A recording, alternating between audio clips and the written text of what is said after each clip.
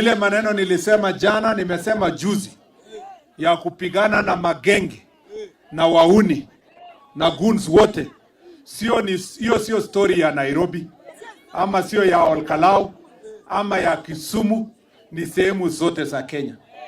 Jana tumefanya kazi hapa Nakuru, wakora karibu 20 wameshikwa, na mmoja wao alijaribu kupiga polisi na akakutana na sheria ile kali. Mimi nataka niseme ya kwamba maneno yenye tunasema sio matamshi bure. Kupigana na magenge tunaendelea kufanya hivyo. Pia huko Busia, kazi ambayo polisi wamefanya wiki hii, tumeweza kushika watu karibu 20 ambao wamehangaisha wananchi pale Busia. Ile operation imekuwa ikiendelea huko Kitale.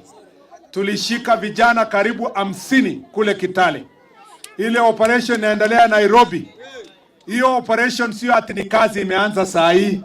Imeanza na inaendelea, na tutahakikisha kwamba goons na gangs wameshukuliwa kwa Kenya mzima. Wale wanavamia mashamba ya watu, wale wanavamia biashara ya watu, wale wanafanya kuvamia mikutano ya kisiasa.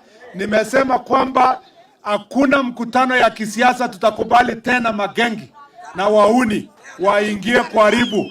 Kila mmoja ako na haki Kenya kufanya mkutano yake ya kisiasa, kama ni wa opposition ama ni wa serikali ama wote ni wa serikali wawili. Tunataka kila mmoja afanye mkutano yake vile inafaa. Ile maneno ilifanyika Kuresoi North hapa lazima ikome. Ile maneno mengine yote ya kisiasa ambayo watu wanapigana, tumesema lazima ifanye nini? Ikome.